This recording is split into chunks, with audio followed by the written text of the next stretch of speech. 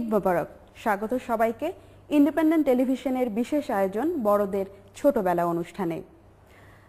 ঈদকে ঘিরে স্মৃতি এবং নতুন প্রত্যাশা এসব কিছুই জানতে আজ আমরা চলে এসেছি জাতীয় সংসদের মাননীয় স্পিকার ডক্টর শিরিন শারমিন চৌধুরীর বাসায়। আপা, ঈদ মোবারক। আপনাকেও ঈদ মোবারক, দর্শকদের সকলকে ঈদ মোবারক। কেমন আছেন আপা? আছি ভালো, থ্যাংক ইউ। আপনি নিশ্চয়ই বুঝতে পেরেছেন আপা, আজকে ঈদের দিন, ঈদ ছাড়া আর কি বা প্রসঙ্গ আসতে পারে। প্রথমে একটু জানতে চাইবো আসলে ছোটবেলার ঈদ কেমন ছিল আপনার? ঈদ মানেই আনন্দ, ঈদ মানেই সকলের সাথে মিলে আনন্দ করা, এবং ছোটবেলায় অবশ্যই ঈদের একটা অন্যরকম ব্যাপার থাকে, অনেক উৎসাহ, অনেক আগ্রহ, এবং সমবয়সী যারা বান্ধবী বা বন্ধু বান্ধব, পাড়া প্রতিবেশী যাদের সাথে আমরা সারা বছর খেলাধুলা করি, তাদের সাথে মিলিত হওয়া এবং তাদের বাড়িতে যাওয়া, তাদেরকে নিজেদের বাড়িতে আমন্ত্রণ করা, এটা একটা ঈদের দিনের বড় অংশ জুড়ে এই কাজটি চলতো ছোটবেলায়। বিশেষ করে ঈদের দিন সকালবেলা প্রথমে সকল মুরব্বী স্বজনদেরকে সালাম করা এবং তাদের সাথে দেখা করা, তারপরেই হচ্ছে চারিপাশের যারা আমাদের কাছাকাছি বন্ধু বান্ধব থাকবে তারা সকলেই আসবে সেটি, এবং বিশেষ যে খাবার দাবারের আয়োজনগুলো থাকে, আমাদের যে বিশেষ ঐতিহ্যের খাবারগুলো ঈদের দিনই রান্না করা হয়, দুধ সেমাই, জর্দা সেমাই, সেগুলো পরিবেশন হওয়া, এবং তার মধ্যেই সকলে বসে একসাথে হয়তো দুপুরের খাবারটা খাওয়া হচ্ছে, আবার রাতে হয়তো আরেক চাচার বাড়িতে বা খালার বাড়িতে বা অন্য কোথাও যাওয়া হচ্ছে। এভাবেই ঈদ উদযাপন হতো ছোটবেলায়।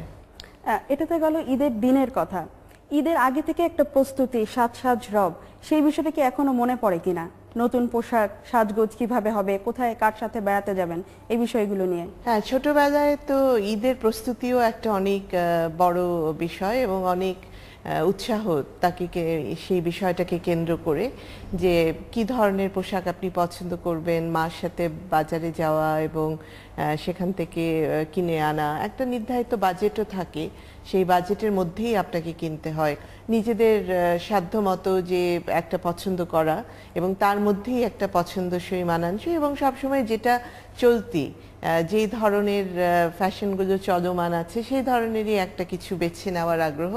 আর সেক্ষেত্রে অন্য বান্ধবীদের সাথেও এই বিষয়টা নিয়ে আগে থেকে আলাপ, যে তুই কি কিনেছিস বা এবার তোদের কিরকম শপিং, সেই ধরনের আলোচনাও অনেকখানি প্রভাবিত করে, এবং চূড়ান্তভাবে ঈদের দিনই সেটা দেখা যায় যে কে কি কিনেছে এবং কে কিভাবে সাজছে। কোরবানি ঈদে পশু কিনতে যাওয়ার অভিজ্ঞতা কি কখনো আপনার হয়েছে, বা সেই পশু লালন পালন করার সাথে কখনো কি সংশ্লিষ্ট থাকার সুযোগ হয়েছে?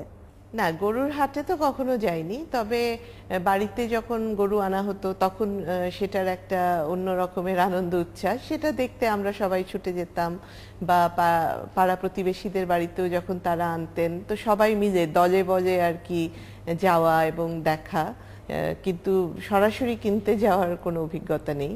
আপা, ঈদকে ঘিরে ছোটবেলার কোনো বিশেষ মজার ঘটনা কি মনে পড়ছে? ঈদের প্রস্তুতি নিয়ে তো অনেক কিছু, তো তখন হয়তো আমি বয়স বেশি না, হয়তো 5-6 বছর বয়স হবে সম্ভবত।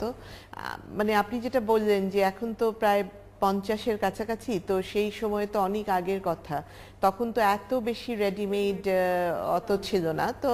আর আমাদের মানে মূল বাজার করার জায়গাটা কিন্তু নিউ মার্কেটই বেশি ছিল এবং সেখানেই যাওয়া হতো, তো কাজে নিউ মার্কেটে গিয়ে সেই কাপড় কিনে তারপরে দর্জি ওখানেই বানাতে দেওয়া হয়েছে। তো কয়েকদিন পরে তো সেটা আবার আনতে গেছে মা, কিন্তু সেখানে গিয়ে এই কাপড়টা মানে নিয়ে বাসায় এসছে, বাসায় এসে খুঁজে দেখে যে ওটা আমার কাপড় না। মানে অনেক ঈদের ব্যস্ততা, তো দর্জির ওখানেও অনেক ব্যস্ততা, কাজে কারোর সাথে হয়তো ওটা চেঞ্জ হয়ে গেছে। তখন তো আমার খুব মন খারাপ, কান্নাকাটি, কারণ মানে আমি যেটা পছন্দ করেছি সেইটা কেন পাবো না। তখন আমরা মা আর কি করবে, তখন তো আর সেলফোনও নাই যে আপনি ফোন করবেন সাথে সাথে, কাজে আবার সেই জায়গায় ফেরত যাওয়া এবং দর্জিকে বলা। তো আমরা মানে সেদিক থেকে ভাগ্য ভালো ছিল যে নিয়ে গেছে, অবশ্যই তিনিও তারটা পাননি, কাজে তিনিও ফেরত এসছেন এবং আমার যেটা প্রত্যাশিত এবং যেটা আমি চেয়েছিলাম সেই কাপড়টা আবার আমরা ফেরত পাই এবং আমরা যাদেরটা ভুলে নিয়ে এসছে আমাদের কাছে চলে এসেছে সেটা আমরা তখন সেখানে ফেরত দিয়েছিলাম। কাজে এটা একটা ছোট্ট অভিজ্ঞতা আছে। আমরা শুনছিলাম মাননীয় স্পিকারের ছোটবেলাকার কথা। যাচ্ছি একটি বিরতিতে, ফিরে আসছি এখনই। বিরতির পরে আবারও ফিরছি। আপা, যে বিষয়গুলো নিয়ে আমরা আলোচনা করছিলাম যে ঈদের দিনকে ঘিরে অনেক স্মৃতি থাকে আপনার, একটু যেটা জানতে চাই যে আপনার মায়ের বিশেষ কোন রান্না বা আপনার পরিবারেরই হয়তো বা বড় সদস্যের একটি রান্না আপনি এখনো মিস করেন বা ওই সময় সারা বছর অপেক্ষা করে থাকতেন ওই বিশেষ খাবারের জন্য? ঈদের দিনে আসলে যে খাবারগুলো সাধারণত তৈরি করা হতো সেগুলো সবগুলোই বিশেষ এবং তার মধ্যে ধরেন কিছু কিছু পারিবারিকভাবে আরো বেশি মানে সকলের পছন্দে করা হতো। যেমন ধরেন গরুর গোশের কয়েকটি রান্না, একটা হচ্ছে বিফ রোস্ট, মানে গরুর মাংস দিয়ে যে রোস্টটা তৈরি করা সেটা একটু ভিন্ন রেসিপিতে তৈরি করা হতো। সেই সাথে একটা করা হতো ফ্রুট কাস্টার্ড, সব ধরনের ফল ছোট ছোট করে কেটে তারপরে কাস্টার্ড তৈরি করা, মানে বাড়িতে দুধ দিয়ে দুধ ঘন করে তার মধ্যে ডিম এবং অন্যান্য আরও চিনি সহ অন্যান্য উপকরণ দিয়ে অনেকক্ষণ ধরে ওটাকে জাল দিয়ে তারপরে ওটাকে ঠান্ডা করা এবং তারপরে সেখানে বিভিন্ন ধরনের ফল, যদি ঈদ মানে কোনো গরমের সময় বা আমের সময় হয় তাহলে আমটা অবশ্যই সেখানে যাবে, আর যদি আমের সময় না থাকে তাহলে অন্যান্য ফল দিয়েও সেই কাস্টার্ড তৈরি করা এবং সেটাকে আবার ফ্রিজে রেখে ঠান্ডা করে পরিবেশন করা। আর মুরগি তো অবশ্যই চিকেন রেজালা, এই ধরনের খাবারই বেশি তৈরি করা হতো।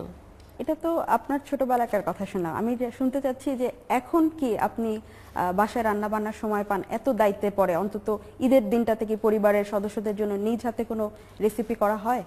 আসলে এতক্ষণ তো আপনার সাথে আমি আমার একেবারে ছোটবেলার কথা, অর্থাৎ বাবা মার বাড়িতে যখন থাকতাম, স্কুলে পড়তাম, সেই সময়কার স্কুল কলেজ বিশেষত সেই সময়কার কথাগুলো বললাম।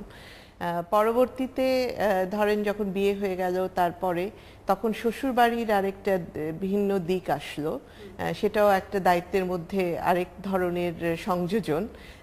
তো তখন ঈদটাকে ভাগ করে নিতে হতো, হয়তো একবেলা বাবা মার বাড়িতে একবেলা শ্বশুর বাড়িতে। আমার শ্বশুরবাড়িতে প্রত্যেক ঈদে তাদের মোরগ পোলাও অবশ্যই হতে হবে, মানে এটা তারা সবাই খুব পছন্দ এবং আমার শাশুড়ি এটা খুব ভালো রান্না করতেন। তো এইভাবে অনেকগুলো বছর কেটেছে এবং সেটা খুবই স্বাচ্ছন্দ্যের ছিল, কারণ সেখানে আমার খুব একটা দায়িত্ব কিছু করতে হতো না। একদিকে মা করছেন, একদিকে শাশুড়ি করছেন, কিছু কিছু সহযোগিতা করা, ওই পর্যন্তই। এখন ছেলে মেয়েরাও বড় হয়েছে, তারা তাদের মার দিকে তাকিয়ে থাকে, মার কাছ থেকে আমাদের নিজেদের মায়ের কাছে আমাদের যেরকম প্রত্যাশা এখন আমাদের ছেলে মেয়েদেরও সেরকম প্রত্যাশা আমার কাছে। তো এখন কিন্তু ঈদে অনেক দায়িত্ব বেশি এবং চিন্তামুক্ত না অতটা, কারণ আপনাকে সবকিছু আগে থেকেই নিশ্চিত করতে হচ্ছে এবং আগে থেকে নিশ্চিত করার মানে একটা পরিকল্পনা লাগে, একটা প্ল্যানিং লাগে। বিশেষ করে ঈদের ছুটি হয়ে যেতে পারে, কোন সময় পর্যন্ত বাজারে কোন কোন জিনিস আপনি পাবেন সেটা আগে থেকে কিনে আনার ব্যবস্থা করা, সংগ্রহ করা, আপনি কি কি আইটেম রান্না করবেন, বাচ্চারা কি খেতে পছন্দ করে, তাদের কি দাবি, সেগুলো শুনে সেইভাবে আপনার খাবারের মেনুটা তৈরি করা। আপা, একটু বিরতি নিয়ে নিচ্ছি ছোট্ট একটা বিরতি, ফিরছি একটু পরেই। ফিরে এলাম বিরতির পরে। একটু জানতে চাই যে আপনার পরিবারে কে কে আছেন এবং তাদেরকে নিয়ে আসলে আপনার দৈনন্দিন জীবনটা কিভাবে কাটান? আমার পরিবারে আমার স্বামী আছেন, উনি একজন ফার্মাসিস্ট এবং ফার্মাসিউটিক্যাল কনসালটেন্সি নিয়ে কাজ করেন। আমার মেয়ে এবং আমার এক ছেলে। তো মেয়ে তো বাইরে পড়াশোনা করে, সে যুক্তরাষ্ট্রে আছে, বস্টনে পড়াশোনা করে। আর আমার ছেলে ঢাকায় পড়াশোনা করে, স্কুলে সে সপ্তম শ্রেণীতে আছে।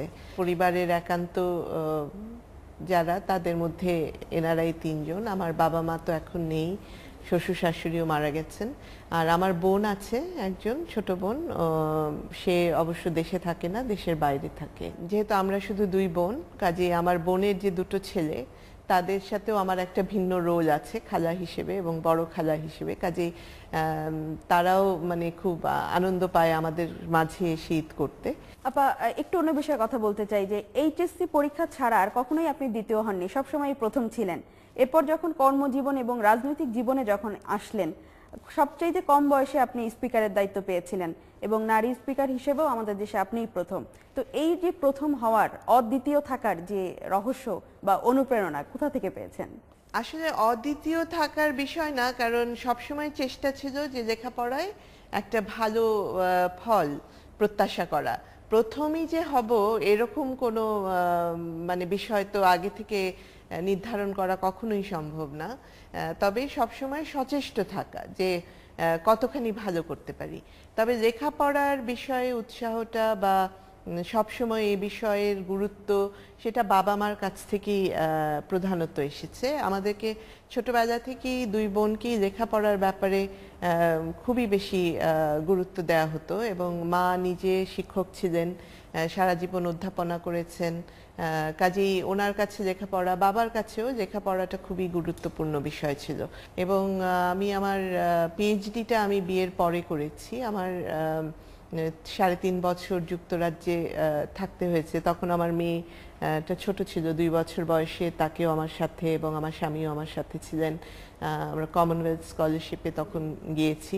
তো সেখানে আবার অন্যরকম ছিল, 3-3.5 বছর খুবই সিরিয়াসলি সার্বক্ষণিক কাজ করা এবং রিসার্চ বেসড সেইটার অভিজ্ঞতা, সেটা আবার অন্যরকম ছিল। কাজেই সবসময় ওই একটা ভালো ফল পাওয়ার জন্য চেষ্টা করেছি।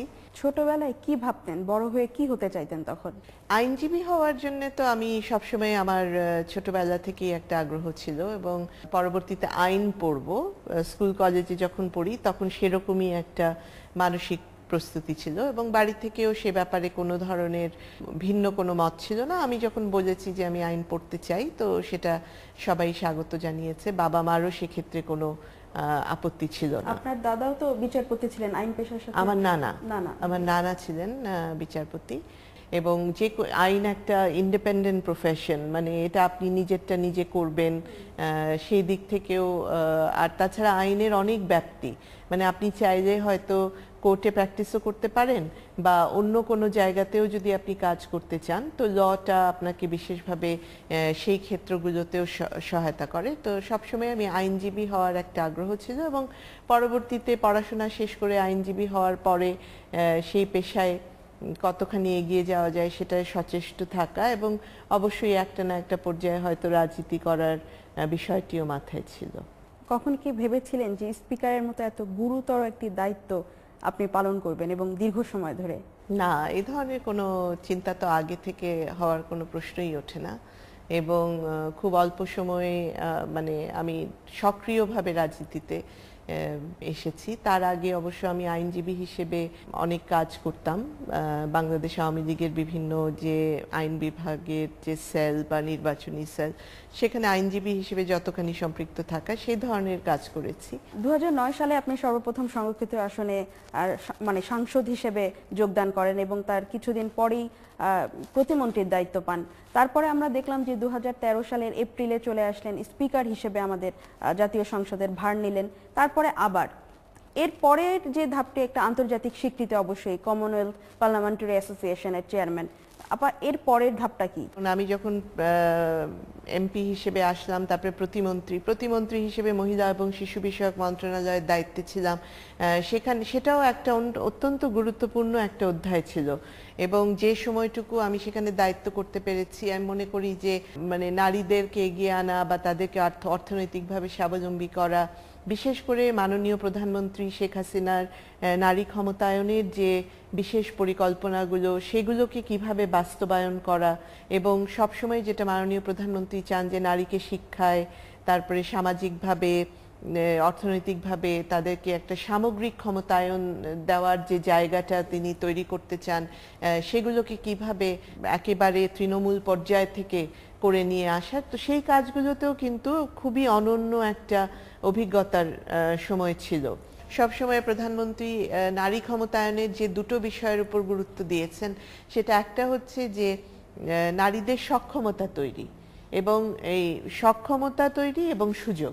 তো সক্ষমতা থাকলে এবং সুযোগ থাকলে তারা অবশ্যই সুযোগটা গ্রহণ করতে পারেন এবং সেই সাথে তারা নিজেদেরকে এগিয়ে নিতে পারেন। এবং আমরা জানি যে নারীরা যখন নিজেরা এগিয়ে যান তখন তাদের পরিবার, তাদের শিশু সন্তান, তারাও মার সাথে এগিয়ে যাচ্ছে।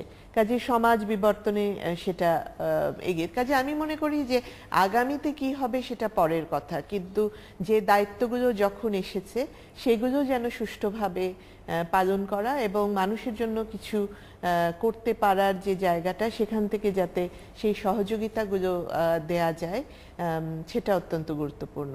এবং স্পিকারের দায়িত্বে অবশ্যই আমাদের যে গণতান্ত্রিক প্রক্রিয়া, তার মধ্যে এটা সংসদীয় গণতন্ত্র, সেখানে সংসদ সকল কার্যক্রমের যে কেন্দ্রবিন্দু, সেখানে সংসদকে কার্যকর রাখা এবং সরকারি দল, বিরোধী দল সকলের সক্রিয় অংশগ্রহণ, তার মধ্য দিয়ে সংসদকে প্রাণবন্ত করা এবং গণতান্ত্রিক এই প্রক্রিয়াকে এগিয়ে নিয়ে যাওয়া। কেননা সবকিছুর মূলে তো হচ্ছে জনগণের প্রত্যাশা আপনি কতখানি পূরণ করতে পারছেন। কাজে সেই জায়গাটিতে সংসদকে কার্যকর করা, সেই বিষয়গুলো নিয়েই যেন কাজগুলো করে যেতে পারি, সেটাই মুখ্য বিষয়। আপা, ঈদের দিনে দর্শকদেরকে যদি আপনি ঈদের শুভেচ্ছা স্বরূপ কিছু বলতে চান। সবার জন্য ঈদ আনন্দময় হোক এবং সকলেই যেন তাদের পরিবার নিয়ে সুস্থ থাকেন, সুন্দরভাবে ঈদ উদযাপন করতে পারেন এবং আনন্দে ঈদ ভরপুর হয়ে উঠুক, এটাই আমার সকলের জন্য শুভকামনা এবং ঈদ মোবারক। আমাদেরকে সময় দেওয়ার জন্য আপা আপনাকে অসংখ্য ধন্যবাদ। আপনাকেও ধন্যবাদ। এই ছিল আজকের আয়োজন। সবাইকে আবারও ঈদ মোবারক।